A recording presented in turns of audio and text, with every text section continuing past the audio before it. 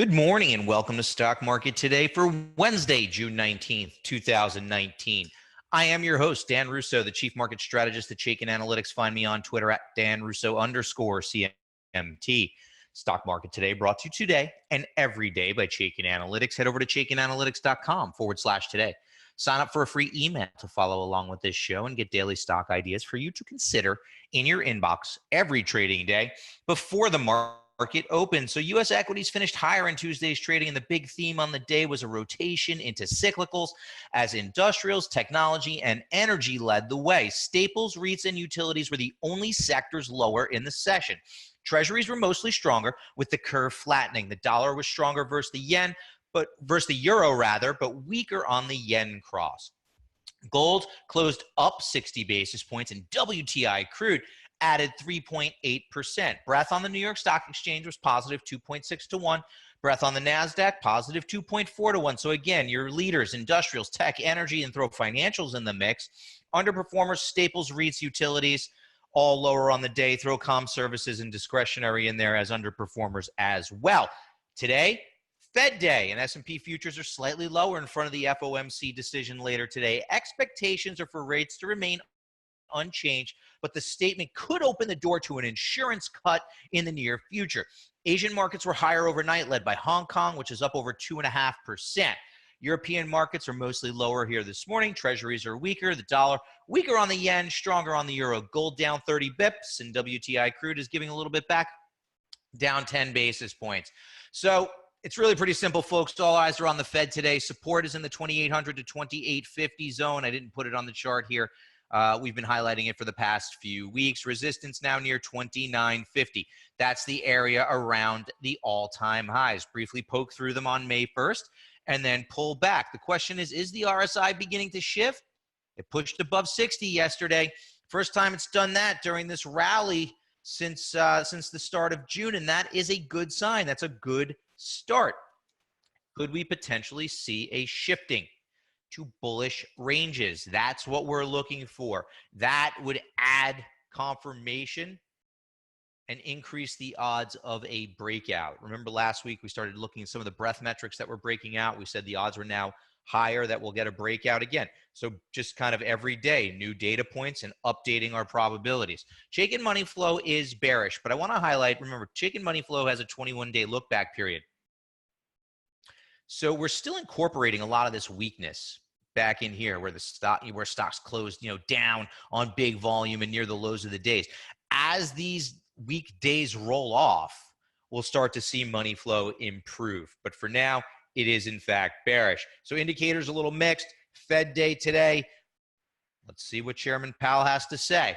Your market at a minute. What am I talking about in my note today to Chaikin Analytics clients? Stocks rally as U.S. trade tensions with China may be easing. President Trump coming out and saying that he and she will meet at the G20 summit next week. Nasdaq outperformed on the day, and I'm asking, is it reemerging as leadership?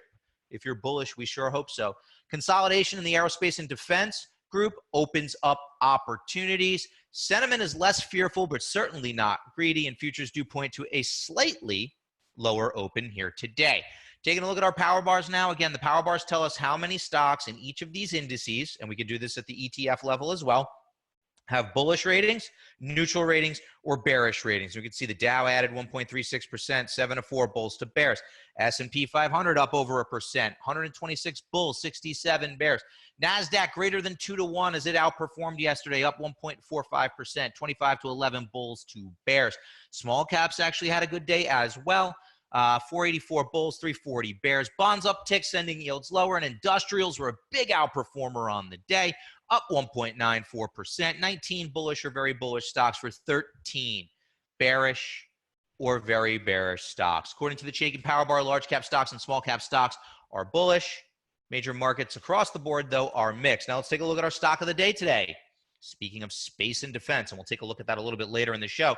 But Curtiss-Wright is our stock of the day. The algorithm using the power gauge rating kicks out Curtiss-Wright. So let's take a look at it. Chaikin power gauge rating for CW is very bullish due to very strong earnings performance, very positive expert activity, as well as strong price volume activity. Stock had a nice day yesterday, up 2.39%. Very bullish stock, strong trend. strong industry group, type of name we want to consider. Ribbon at the bottom of the screen, where we are and where we have been from a power gauge perspective over the past 12 months. You can see we're on that very bullish rating in green here. However, market and model are not in agreement. Stock has been an underperformer. Now, I will say the intensity of the underperformance has been waning since these lows back here in April, but we're not outperforming yet. Add to that an overbought reading. Chaikin money flow is bullish. Stock is above a flat long-term trend line. So a lot of mixed signals here. And when I see these mixed signals in a strong industry group, I want to go look for better names.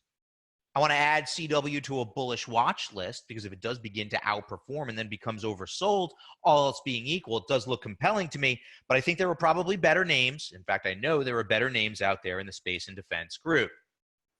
Sector tracker. Looking at the movement of the major sectors over the last 5 days, Facebook, strong rally, announcing that they are getting into the crypto game, helping out the communications group yesterday.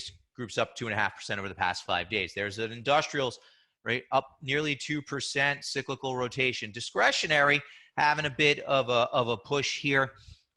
Retail, still an ugly group. We'll take a look at that in a little while. REITs and utilities round out the top 5. Healthcare, energy, and tech are middle of the road. Materials, financials, and staples are your bottom 3 performers over the last 5 days. Looking like some profit taking in the staples, materials as well. Energy still continues to be uninteresting to me from the bullish side of the portfolio. Now, our industry in focus today is retail services.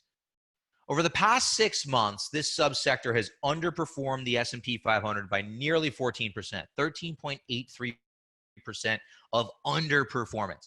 And its power bar ratio, which measures future potential, is weak. 23 bearish or very bearish stocks for only 11 bullish or very bullish stocks, which earns it a rank of number 17 of the 21 subsectors that we look at. But it has actually moved up 1 slot over the past week.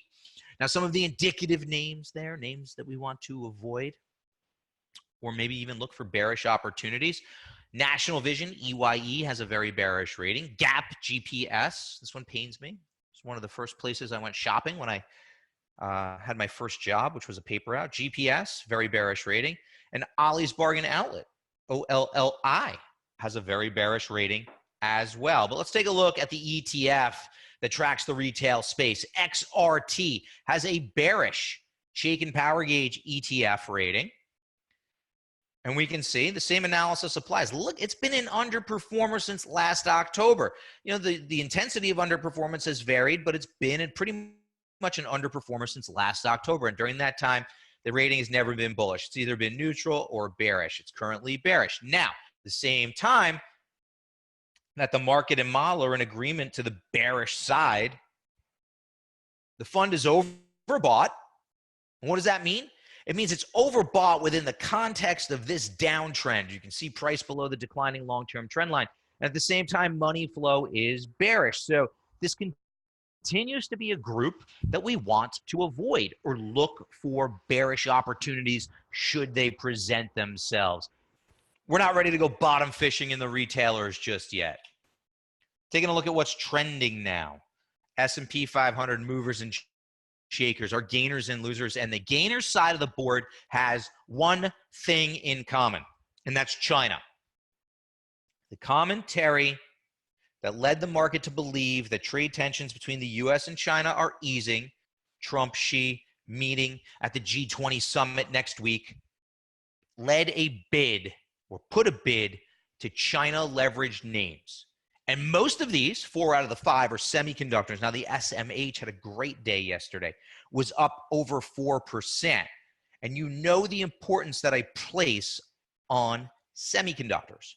If semis are underperforming the market, that's a cautious sign for the market in general. If semis are outperforming the market, that's a bullish sign for the market in general. And look at the list here. Xilinx up nearly 7%. Micron up 5.75%. Qorvo 5.5%. NVIDIA nearly 5.5%. One of these things is not like the other, and that's Win.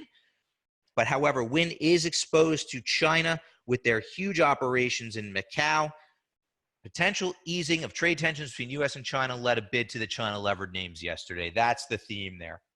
On the loser side of the board, I didn't see any real news for bearish rated SLG to be down 3.5%. Some negative sell side comments on Stars sent that stock down. Constellation, STZ, 2.8%. Facebook's move into crypto, as well as Ripple making an investment in MoneyGram, sent Western Union down 2.44% yesterday. Restructuring plan at Kellogg down, sends that stock lower, down by nearly 2%. And there's your Gap. Retail was actually a mixed tape yesterday, but Gap, a very bearish stock, was down 1.75% on a very strong day for the markets. So there's that relative performance. That's why relative strength is so important. Getting into it now, Nasdaq leads on the day. The Qs we're looking at here, we're up 1.45%. And QQQ, the Nasdaq 100 ETF, QQQ, has a bullish Chaikin Power Gauge ETF rating. Bullish rating. And now look at what's happening here. As the market got weak, underperformance or relative performance started to wane, actually went negative, and now we're tripping back to the positive side ever so slightly. We obviously want to see this continue to improve, right? Fund is now overbought, money flow bearish, but similar dynamic at play to the S&P 500. We're still factoring in this weakness back here.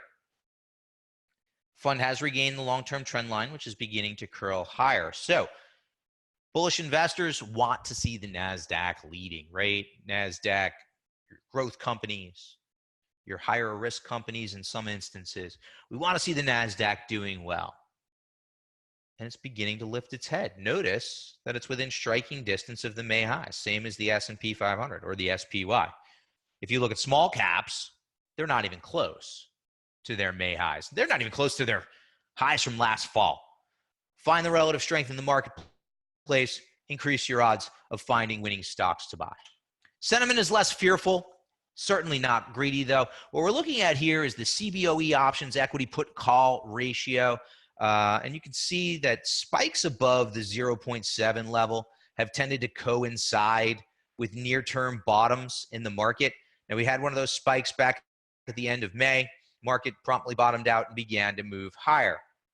Now, we've subsequently started to roll over in this indicator. So that's what we mean. Sentiment is definitely less fearful, but we're not greedy. We're not down here by, under 0.6, 0.55, which would lead us to believe that we might be near a near-term top. And again, what we're looking at here, the blue line is actually a 13-period moving average of that put-call ratio. If we looked at the put-call ratio, the data gets really noisy. But what we will say is yesterday triggered a reading of 0.55, but we're looking for this moving average to get down here. When that moving average gets down here below 0.6, that's a sign that you might be getting close to a near-term top. Above 0.7, sign that you're getting close to a near-term low in the market. So sentiment less fearful, but certainly not greedy. Space and defense consolidates. We're looking at the XAR here, the ETF that tracks the aerospace and defense ETF. Been one of our top ideas within Chaikin Analytics for the past few weeks and months. And you can see here, pulled back, testing support at the $100 mark and holding, but notice the RSI. Notice the RSI never gets below 50. That's a sign that there's momentum behind this trend. That's a sign that you want to use these pullbacks and consolidations to look for opportunities. We looked at CW, right? And I said there's probably better names out there. We're going to take a look at one in just a moment. But before we do, look at the relative strength holding support. XAR relative to the SPY holding support at this breakout level. Odds are that the uptrend in space and defense is likely to continue. Odds are it's likely to continue to outperform the market. So what do we want to do? We want to look for names like LLL as a potential idea. Pullback, holds 240 support, beginning to move higher. Notice the RSI after becoming very overbought, never broke below 50 on this pullback, and now beginning to move higher. Momentum is behind this uptrend. And at the same time, the stock is a steady outperformer relative to the SPY. There's your process broken down for you. And oh, by the way, LLL has a very bullish Chaikin Power Gauge rating. That's going to wrap it up for today. Head over to ChaikinAnalytics.com/today to sign up for that email. Have a great Wednesday Fed day, everyone. I'll be back here tomorrow.